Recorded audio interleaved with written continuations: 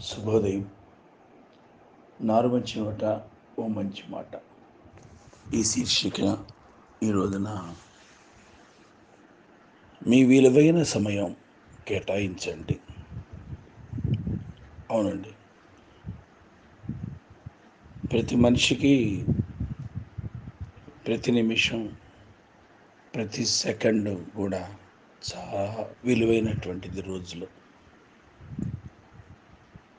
నిజం చెప్పాలంటే ఒక విధంగా సమయమే సంపద.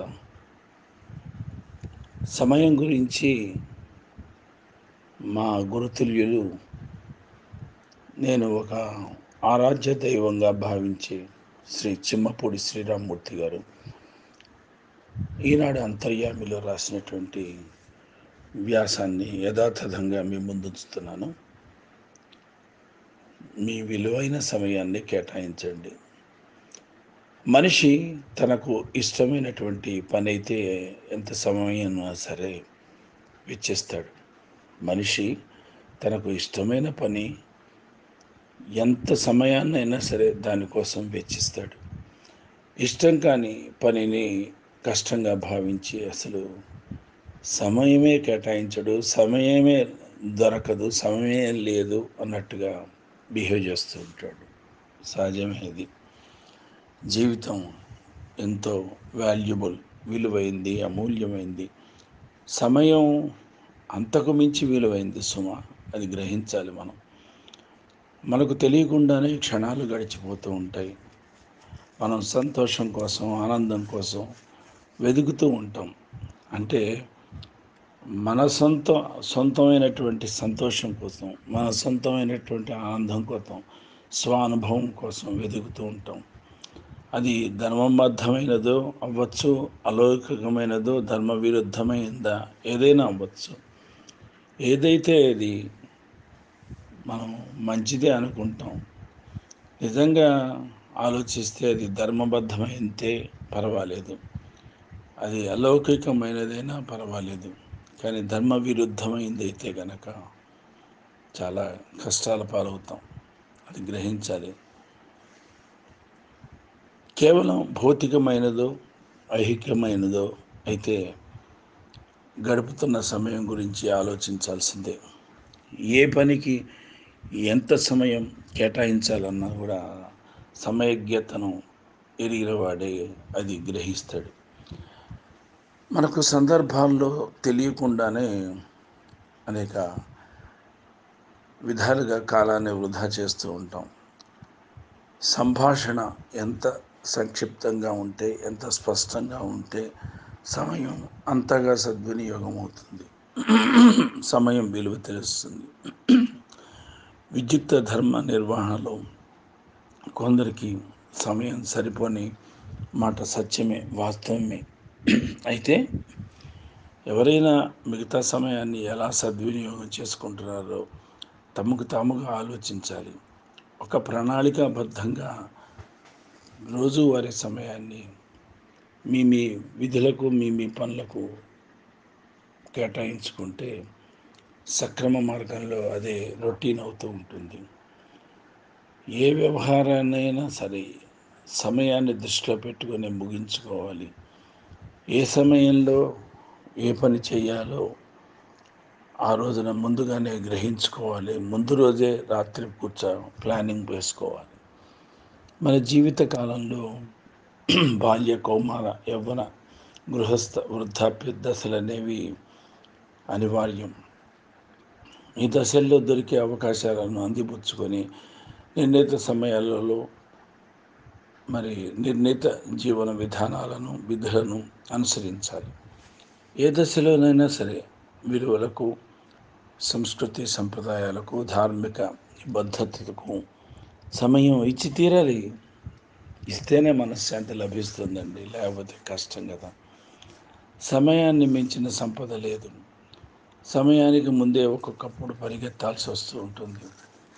ఒక్కొక్కప్పుడు సమయంతో పాటు పరుగులు తీయాల్సి వస్తూ ఉంటుంది. ఒకనొక సమయం కలిసి వస్తే అసలు సమయం చూసుకునేందుకు వాచి చూసుకునే తీరికే దొరకదు మనిషికి. అలాంటి సమయం బిజీ వచ్చినప్పుడు. సమయ సమయాన్ని నియంత్రించుకోవటం వల్ల, లేతే సమయ నియంత్రణలోనే ఉండటం వల్ల విజయాలు సాధించగలం. అంతే తప్ప తాత్కాలిక భోగలాలసతకు, విలాసాలకు బానిసలైన వాళ్ళు సమయాన్ని పట్టించుకోరండి. జీవితంలోని అమూల్య క్షణాలను జారవిడుచుకుంటున్నామన్న సత్యాన్ని గ్రహించలేరు. మరి వార్ధక్యంలో అటువంటి వాళ్ళకు మిగిలేది పశ్చాత్తాపమే. అరెరే, టైం ఉన్నప్పుడు ఏమీ చేసుకోలేకపోయామే, ఏమీ క్షేత్రాలను చూడలేకపోయామే, పిల్లల భవిష్యత్తు గురించి ఆలోచించలేకపోయామే, కష్టపడలేకపోయామే, డబ్బు సంపాదించుకొని దాచుకోలేకపోయామే అని వృద్ధాప్యంలో బాధపడితే ప్రయోజనం ఏముందండి. మరి కష్టాలు వచ్చినప్పుడే కరుణా సింధువును శరణు వేడుతాం. సుఖశాంతులు ఉన్నప్పుడే, జవసత్వాలు ఉన్నప్పుడే జగత్పతిని స్మరిస్తే మరి కష్టాలే రావు కదా అంటాడు ప్రాచీన హిందీ భక్త కవి రామదాస్, కబీర్ దాస్. ఏ క్షణాన ఏ మార్పును చూస్తామో తెలియదని సాగర కెరటమే చెబుతోంది. లెక్కించే వాటిలో కాలాన్ని నేను అన్నాడు గీతాచార్యుడు. మనిషి సర్వదా లక్ష్య పెట్టాల్సింది కాలాన్ని అని అర్థం.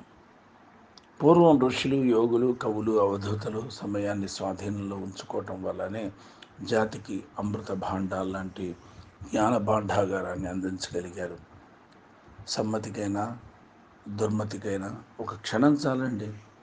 యశో శిఖరాగ్రానికి చేరటానికి, అధపాతాళానికి పడిపోవటానికి, ఖ్యాతికి అపఖ్యాతికి బీజం సమయమే. లంకకు చేరిన హనుమ సీతాన్వేషణలో నిమగ్నమై తిరిగాడు తప్ప లంకాపురి సౌందర్య వీక్షణానికి ఏ క్షణము వినియోగించలేదైనా.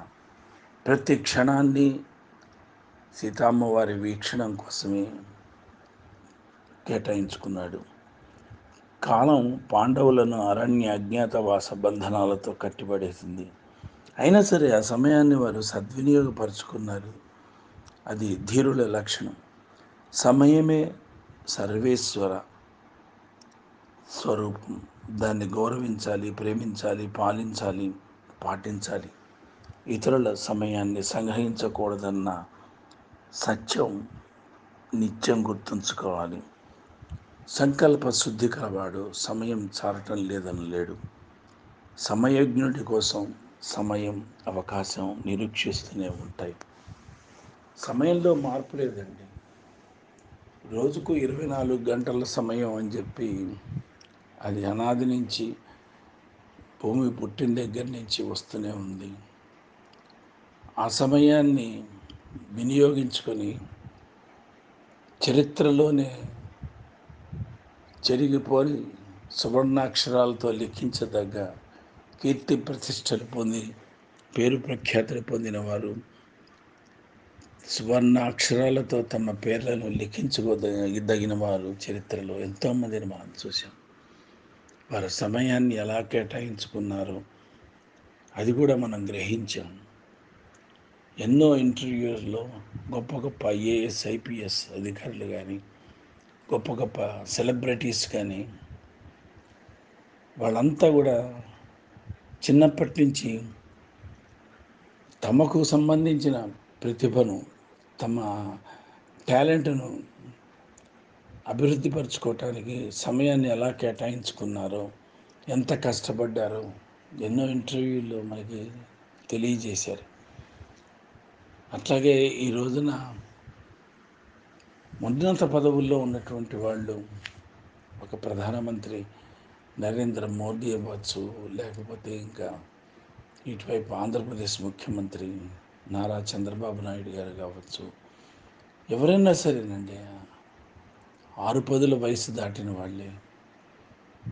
నరేంద్ర మోడీ గారు కూడా 7 పదుల వయసు దాటిన వారే. అయినా ఓపిక చేసుకొని, ఓపిక కూడగట్టుకొని ఒక విధంగా చెప్పాలనంటే ఆరోగ్యాన్ని కాపాడుకుంటూ ఇప్పటికీ కూడా అంత యాక్టివ్గా ఉండటానికి కారణం సమయపాలనను సక్రమంగా కేటాయించుకోవటం, సమయానికి తగ్గట్టు అన్నీ తీసుకోవటం, సమపాళ్లల్లో ఆరోగ్య విషయంలో జాగ్రత్తగా ఉండటం, డైట్ విషయంలో కానీ ఏదైనా విషయంలో కానీ సమయానికి డైట్ తీసుకోవటం, స్నాక్స్ కానీ ఏదైనా. అందుకని సమయం వచ్చినప్పుడే అవకాశాన్ని అందిపుచ్చుకోవాలి. సమయం వచ్చినప్పుడే మన ప్రతిభను వ్యక్తం చేయాలి. సమయం వచ్చినప్పుడే సానుకూలంగా అనుకూలంగా మనం సమయానికి సలాం చేసి స్పందన చేయాలి. స్పందించే హృదయం ఉంటే సమయాన్ని ఎలా కేటాయించుకోవాలో రోజులో 24 గంటల్లో తెలుసుంటే మన జీవితంలో కూడా మనం విజయం సాధించిన వారు అవుతాం. స్వస్తి. భవదీయుడు నారుమంచి.